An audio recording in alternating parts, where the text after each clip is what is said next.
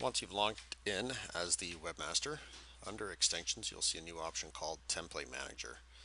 And you click on this, you'll see two styles. You ignore these and you click on the Templates tab.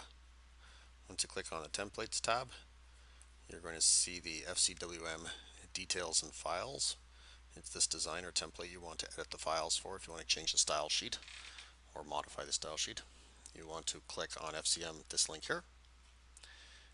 You'll see a preview of it. Here you see your template master file. This is going to be the PHP file that controls the entire template.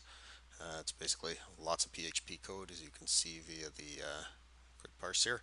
Probably not much you're going to want to change in there unless you're a PHP programmer.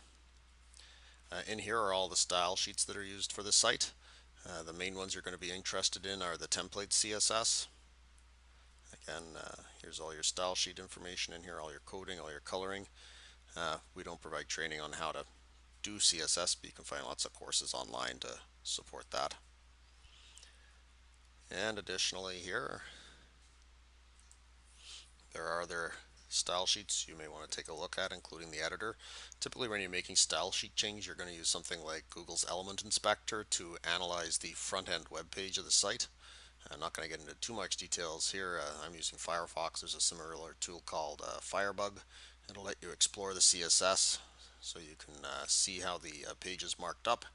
So for example, here we see that this area here is called leading 0. Same thing if you're over in the speakers bureau, which is over on the left hand side in the left column. You'll see various different classes, and that should help you tunnel down into your style sheet to find the element you want to change. And so if you're looking for this, you may want to change this in your style sheet or this here.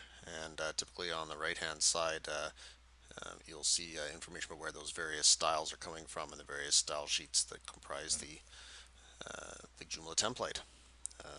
So again, back in here, we're just going to close Firebug. So these are the style sheets you'll want to edit.